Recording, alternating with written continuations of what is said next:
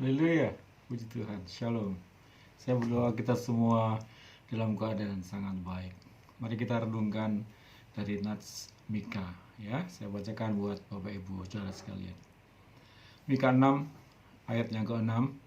Dengan apakah aku akan pergi menghadap Tuhan dan tunduk menyembah kepada Allah yang di tempat tinggi? Akan pergikah aku menghadap Dia dengan korban bakaran, dengan anak lembu berumur setahun? Berkenankah Tuhan kepada ribuan domba jantan, kepada puluhan ribu curahan minyak? Akan kupersembahkankah anak sulungku karena pelanggaranku, dan buah kandunganku karena dosaku sendiri? Hai manusia, ayat 8, telah diberitahukan kepadamu apa yang baik dan apakah yang dituntut Tuhan daripadamu, selain berlaku adil, mencintai kesetiaan, dan hidup dengan rendah hati di hadapan Allahmu. Haleluya. Ayat yang baru saja kita renungkan, kita baca ini merupakan kritik Nabi Mika terhadap kehidupan keagamaan bangsanya yang dilakukan dengan rutinitas, kepura-puraan, dan bahkan ibadah yang diselewengkan. Kita bisa baca di pasal dan ayat sebelum-sebelumnya. Mereka melakukan ketidakadilan. Pokoknya ada kebobrokan secara rohani dalam bidang keagamaan, bahkan mencangkup penyembahan kepada dewa-dewa, ya, ditulis di 2 Raja-Raja 16:4, 2 Tawarikh 28 ayat 23 dan seterusnya. Ibadah di bait Allah sempat dihentikan, kesenjangan sosial terjadi di mana-mana.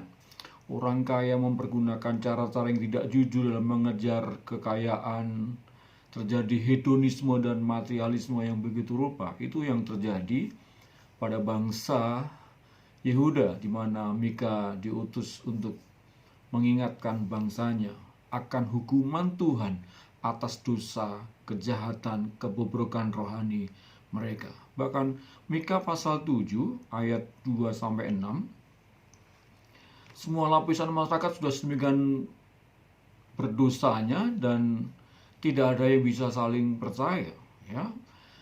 Mika 7 ayat 2 berkata, orang salah sudah hilang dari negeri dan tiada lagi orang jujur di antara manusia.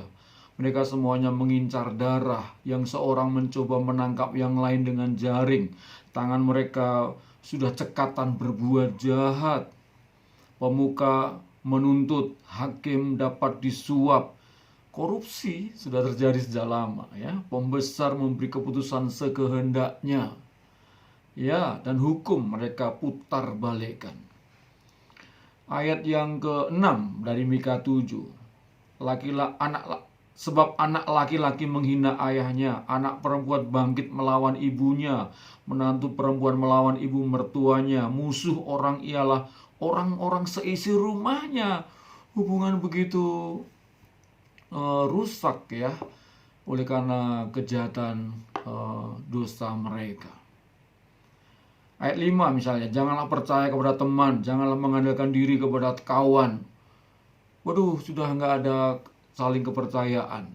Dan Mika, Nabi Mika mengingatkan, memberitahukan akan penghukuman Tuhan atas dosa-dosa mereka. Bangsa Yehuda berpikir, bangsa di mana Mika melayani sebagai nabi, mereka berpikir bahwa cara untuk meredakan kemarahan Tuhan adalah dengan memberikan persembahan yang banyak kepadanya.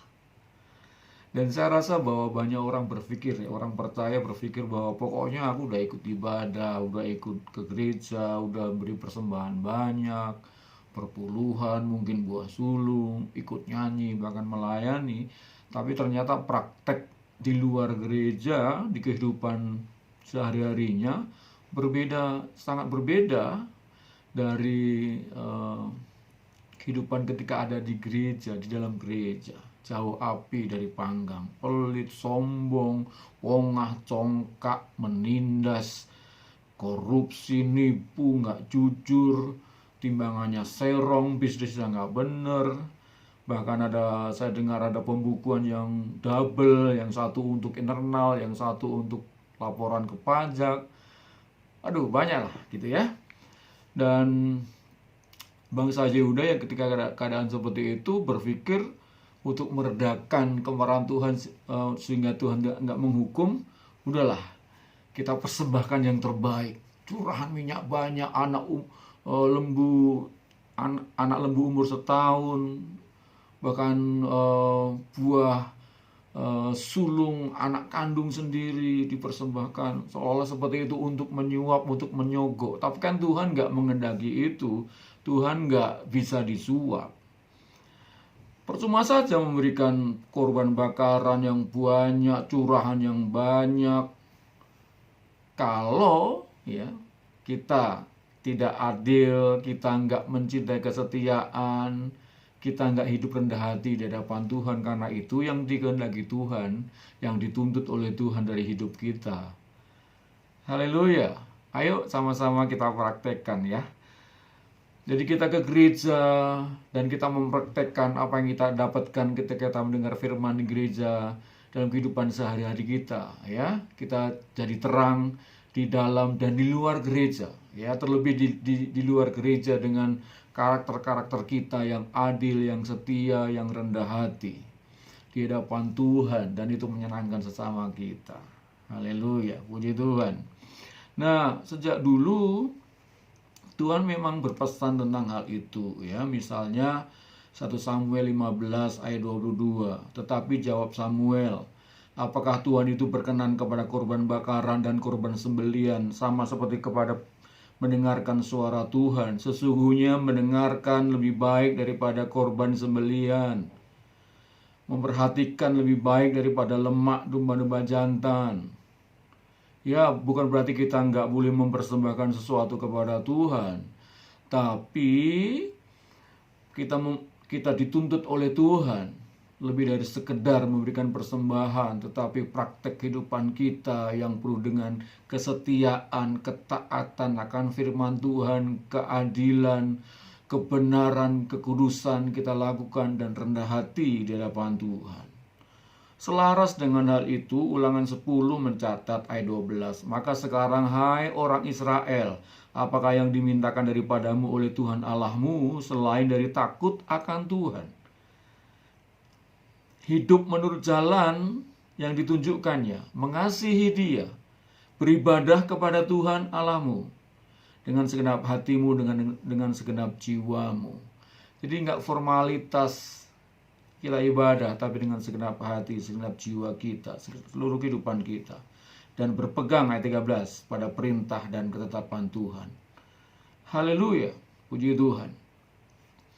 3 hal yang Mika ingatkan untuk kita lakukan di hadapan Tuhan. 1. Berlaku adil. 2. Cinta kesetiaan. 3. Rendah hati.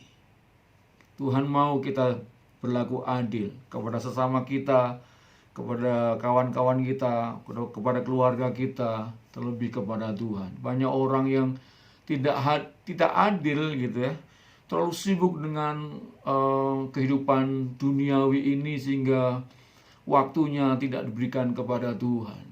Ya, ayo berlaku adil di hadapan Tuhan. Waktu untuk Tuhan ada, waktu untuk dunia ini ketika kita bekerja, beraktivitas, apa saja yang positif kita kerjakan. Tapi jangan lupa waktu kita juga untuk Tuhan. Mencintai kesetiaan, setia ibadah, setia melayani, setia berdoa, setia baca firman Tuhan, renungkan firman Tuhan. Kita bersyukur di wadah kita ada gerakan membaca Alkitab rutin setiap hari. Setia lakukan itu. Setia melayani, kita punya wadah Cool, komunitas kasih, community of love. Ayo kerjakan sama-sama di sana. Melayani dengan setia. Memberikan perpuluhan, memberikan persembahan, menabur. Karena menabur di tempat yang Tuhan tunjukkan, memberikan persembahan kepada Tuhan, itu menjadi benih yang baik di tanah yang subur, maka kita pasti menuai. Janji firman Tuhan bilang seperti yang menuai, yang menabur pasti menuai. Haleluya. Lalu rendah hati sesuatu yang sangat penting, menjadi pembungkus dari setiap karakter-karakter kita yang lain. Kita sudah adil, kita sudah setia, jangan tinggi hati. Bungkus dengan rendah hati. Nggak perlu menonjolkan diri kita. Apa yang kita capai di dunia ini semuanya karena Tuhan. Bungkus segala pencapaian kita, prestis kita, kekayaan kita, kehebatan kita dengan rendah hati.